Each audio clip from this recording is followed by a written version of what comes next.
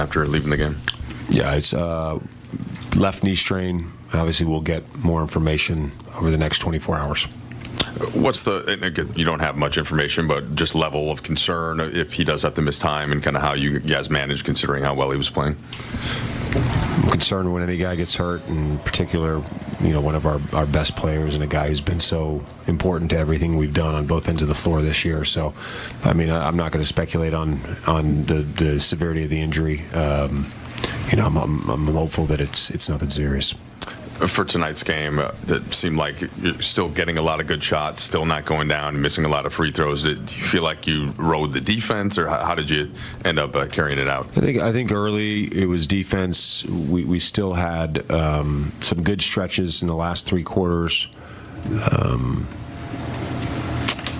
Offensively, I liked a lot of what we did. Our spacing was much better than last game. Thought we handled a lot of their pressure well for the most part.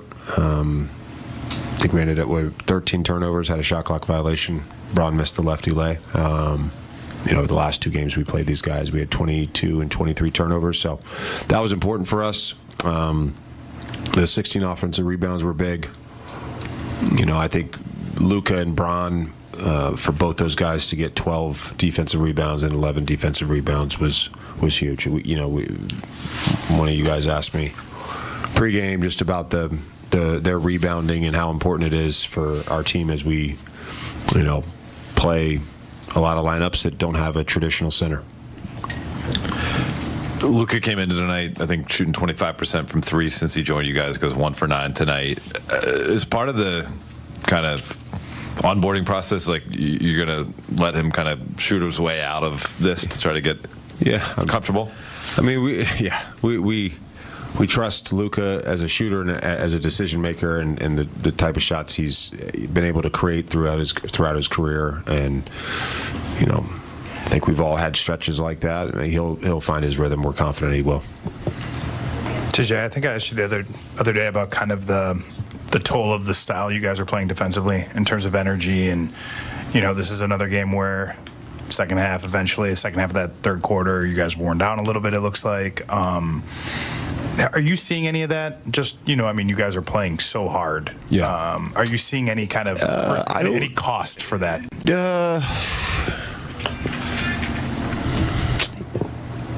No, certainly the transition defense hurt us tonight. I thought in the half court we were excellent.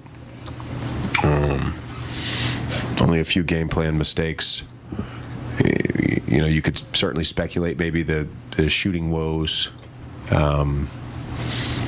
are because guys are playing so hard defensively. Maybe I don't know.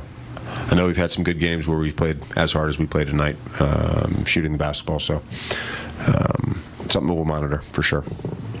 JJ, to piggyback, as a shooter yourself, obviously, some of these looks that these guys are getting wide open, as Dodo like to say, the buck naked shots. Is it harder sometimes in the flow of a game to make those than if it's contested or there's a guy close? No, I don't necessarily think that. I think it's just more about just the rhythm. Again, this is now 5 of 6 games where we haven't played against coverage outside of a few minutes with Luka Garza and Dwight Powell. So, It'd be better for them to get the steals and get out. But, Luka, I'm not worried about him. I still think he's playing himself into shape. And not his typical night, but still has some moments where we needed him, and he came through. I think it's things to come. I think he's still getting in shape. We expect him to be in shape. He took, 2 months off pretty much to get in shape. And when you hurt your calf, you can't really get in shape. And so I think, the way he played tonight was a way it's going to happen in certain games. Playing like that, taking a lot of outside shots. But what I did like best is he wasn't shy. He kept going to the hole. He kept causing the contact. And for me, that's one of the things when you do, if you can look at a game, you need to have a coach saying, you're not shooting it good from 3, go to the rack. Because he has the ability to get to the rack and open up areas for different players. Because you saw in the breakdown I did before the game, they collapse so much on him. So he's almost like he's like a Shaq when he gets in there. That everybody's going to look at him, they're going to collapse and not let him score. And all these guys are able to get pot shots. So I think as a player, I'm going to go to him and say, hey, go to the rack, kick it out. Let me get some pot shots. Yeah. So, guys, let's start with LeBron James here after Luka. 33 points, 17 boards, and 6 assists. He was 11 for 21. And by the way, he's 4 for 9 from 3. He's got 2 games since turning 40 that he's gone for 30 and 15. Obviously, he's the only one to ever do that. Yeah. Yeah. And how many times do we have to say it's amazing to see what he's doing at 40? Running the baseline for lob dunks. I don't mind the way he's playing. I don't want I don't want him to have to carry that load, all the time. I don't think he is. I think the defense is playing well. Luka's going to come around. But LeBron, man, he's got that little hamstring post game. That's a lot of minutes. That's a lot of, physical play over time. So I hope he's not, too sore to play tomorrow, but we never know. But he does what he has to do. He sees that, Luka wasn't firing as much as so he started to do his thing. So defensively, it's some of the best D I've seen him play.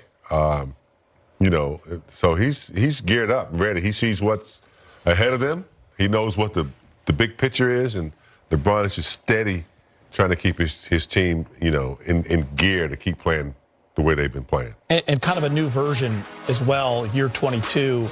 And I say that, Rob, meaning off ball now. When Luka has the ball or AR has the ball, you're seeing LeBron cutting, use as a screener, running the baseline, just opening up a whole new thing for him. I think he's realized that, all his life he's worked too hard. Now he got a really good point guard. If you think about it, the last good point guard he played with was Kyrie, and Kyrie's not a true point guard in the sense where he's going to pass the rock. And so I think with Luka now, he's realized, oh, I don't have to bring it up, even though that is my forte. Let Luka bring it up. Let me get some pot shots, because you have developed a three-point shot of your last couple of years that's better than what you did when you started league. So now you're able to knock down these shots. And for me, I feel like LeBron should just, you know what? I'm going to get down court. I'm going to be a big. I'm going to get to the wings. I'm going to post up.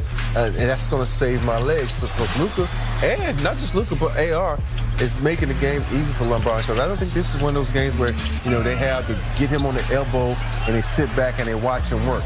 You don't have to do that anymore. So now he's kind of, putting it in cruise control and making it easier for himself.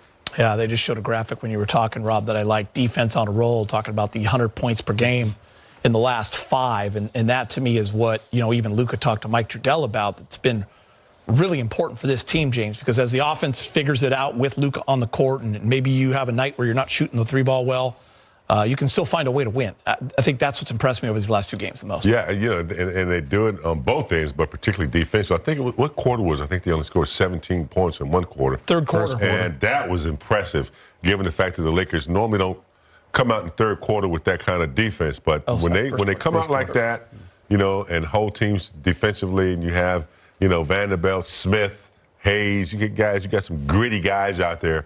It makes a big difference, especially when you're not shooting the ball well, you're not getting fast break points. You need that defense. Yeah, it was the first quarter that held them to 7.